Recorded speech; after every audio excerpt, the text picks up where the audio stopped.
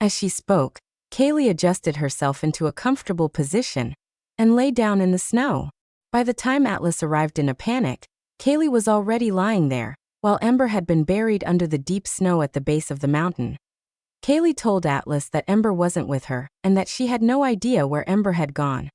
Atlas then rushed Kaylee back to the hospital for treatment, leaving Ember alone and abandoned at the foot of the mountain. Ember had developed an unexplainable fear of being alone ever since witnessing her parents' deaths. Back then, though, Atlas had been there to stay by her side. It was for this reason that she had agreed to come skiing with them. She wanted to spend as much time with Atlas as possible, even if it meant competing for his attention against Kaylee. But she never imagined it would nearly cost her life in the depths of the snowy mountain. Recalling the despair of being trapped, Ember began to tremble uncontrollably. The physical pain and mental anguish surged over her, and a cold sweat broke out on her forehead. Atlas grabbed her roughly by the arm, yanking her up from the hospital bed. "Apologize immediately. Do you hear me? If it weren't for you, how would Kaylee have injured her arms? If Kaylee can never hold a paintbrush again, you'd better be ready to atone for it." His rough handling reopened Ember's wounds, and blood seeped through her hospital gown, soaking it. It was only then that Atlas noticed her injuries showed no signs of improvement. If anything, they looked worse than before. "What's going on here?" he demanded while turning to Spencer with a furious glare. "She's been given the best medicine, and people are looking after her every day. Why isn't there any progress?" Spencer froze for a moment, then quickly tried to defend himself. "How would I know? I've been coming in every day to examine and treat Miss Sloan. The nurses can vouch for me." Seeing this, Kaylee immediately turned to Ember, speaking with apparent concern. "Ember, I know you're upset, but you can't refuse treatment like this. If you keep this up, you're just going to make Atlas and me even more worried." Ember Sloane. Atlas roared in fury after hearing this. "You don't even care about your own health now? There's just no saving you. If you keep this nonsense up, the wedding can wait until your next life." What Atlas didn't know was that Spencer had never actually treated or examined Ember during his visits.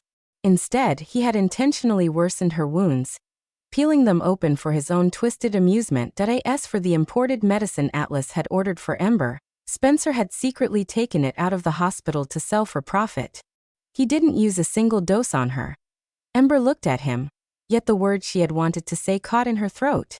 She simply swallowed them back silently. At this point, it didn't matter what she said. Atlas wouldn't believe her. Atlas was still fuming outside the hospital room. It had to be his fault for spoiling Ember over the years. He'd allowed her to develop such an unbearable personality. Yet, despite his anger, he couldn't stop himself from worrying about her. She was defying him, but wasn't she also hurting herself in the process? Kaylee, who was carefully watching his expression, seized the moment to suggest, "Ember is too stubborn and too unwilling to change. If we want her to fix her bad habits, why don't you cancel the wedding for now?" No. Atlas rejected the idea without hesitation. He only wanted Ember to be more obedient. He had never considered letting her leave him. Every time he saw the engagement ring on her hand, which matched his, he couldn't help but soften no matter how furious he was. Especially when he thought about those horrifying wounds he'd just seen. A pang of guilt stirred in his heart. Ember had already endured so much, he couldn't bring himself to push her further. "But if you let her continue like this..." Kaylee's eyes briefly flashed with resentment, though she quickly hid it as Atlas glanced at her. "She's not just hurting herself. It pains you too, Atlas." Atlas pondered for a moment before shaking his head. "The engagement was arranged by our elders. It can't be cancelled lightly. This decision is final." A flicker of malice passed through Kaylee's eyes, but she quickly masked it. She then weakly swayed slightly as she spoke. "I'll do whatever you say. What's wrong? Is your hand hurting again?" Atlas immediately held her in concern, scooping her up and rushing toward the duty room in a panic. "Help!" Ember had been in the hospital for 3 days, and only an interning nurse had occasionally come by to disinfect and dress her wounds during that time. Calling it treatment was an overstatement. All they did was clean the wounds and apply a bit of mercurochrome, offering negligible healing. The interning nurse's rough handling often left Ember trembling in pain and drenched in cold sweat. She clutched the bedsheet tightly beneath her, her gaunt fingers turning white from the strain. When Atlas saw this, he couldn't help but snatch the bottle of medicine and tend to her wounds himself. "Why didn't you say it hurt? Wouldn't? You have already made a fuss and demanded I comfort you in the past." In the past, Ember would have pouted and insisted Atlas pamper her when she felt wronged. But now, she would rather grit her teeth and endure it alone. Atlas softened his tone deliberately, waiting for Ember to respond. If she gave in even a little, he was willing to give her another chance. After all, Ember was still his fiancé in his mind. She was still his person. But Ember simply turned her head away, as though she couldn't bear to look at him. Her voice was calm as she replied, "I'm sorry for troubling you in the past. It won't happen again. If the engagement is an inconvenience to you, I can talk to Mr. Ferguson Sr. and have it annulled." Atlas' expression darkened instantly. "What? Ember Sloan, are you pulling another one of your tricks? Are you playing hard to get again? Can you just stop being so unreasonable?" His temper flared like an enraged lion as he tossed the bottle aside and stormed out of the room, slamming the door behind him. He simply left her alone, surrounded by scattered bottles and disarray. Ember gave a faint, powerless smile. She wasn't playing any tricks. She was simply speaking the truth. The next day, George appeared at the door to her hospital room. That Ember's eyes welled up with tears the moment she saw the man who wasn't family, but had always treated her as such. During her time trapped on the mountain, beyond her fear of death, her greatest concern had been this kind and gentle old man.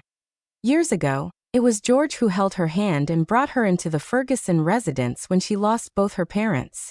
He personally arranged for her care, ensuring she was clothed, fed, and housed. He had always told her, "If you're ever wronged, come to me. I'll stand by you no matter what." Seeing George's kind smile, Ember swallowed all the grievances she had buried deep inside. After all, she was planning to leave soon. There was no need to make him worry more. But George trembled with rage the moment he saw the wounds on Ember's leg. "Do the doctors here even know what they're doing? Is this how they treat my precious granddaughter-in-law? What kind of useless fools are they?" George's cane thudded heavily on the floor as he emphasized his words that in his younger years, George had dominated the business world, and he exuded an intimidating authority. Now Spencer was drenched in cold sweat with just a few sharp words. Please don't be angry. I'm an expert. I couldn't possibly make a mistake," Spencer stammered. "It's Ember who refused to cooperate with treatment. She's just trying to gain sympathy and use you to her advantage." But George didn't buy his excuses. With a swift swing of his cane, he struck Spencer and sent him rolling on the ground. "You little scoundrel. How dare you spout lies in front of me? Looks like you're asking for a beating." Hearing the commotion, Kaylee rushed into the room with a panicked expression. "What's going on? What happened? Mr. Ferguson Sr., did Ember upset you again? Please calm down. Ember's always been unruly. Don't let her get to you." Before she could finish, George raised his hand and delivered a slap across her face. "Ember upset me? She has never upset me, not even once. As for you and your brother, who do you think you are? Did you really think I wouldn't see through you? You're just two frauds trying to worm your way into my family, and you dare to deceive me. Let's see how I deal with the likes of you." George's fury was so intense that no one dared to intervene. The slap landed squarely on Kaylee's face, leaving a streak of blood slowly trailing from the corner of her mouth. Atlas arrived just in time to witness the scene. Kaylee seized the opportunity to throw herself into his arms, sobbing so hard she could barely catch her breath. "Atlas, I'm so sorry. I don't know what Ember said to Mr. Ferguson Sr. to make him hate me so much. But I don't care how much he hits me, as long as it makes him feel better." Atlas' expression turned icy as he shielded her protectively. "Ember doesn't even deserve to be compared to you. Let's see who dares to lay a hand on you with me here to protect you."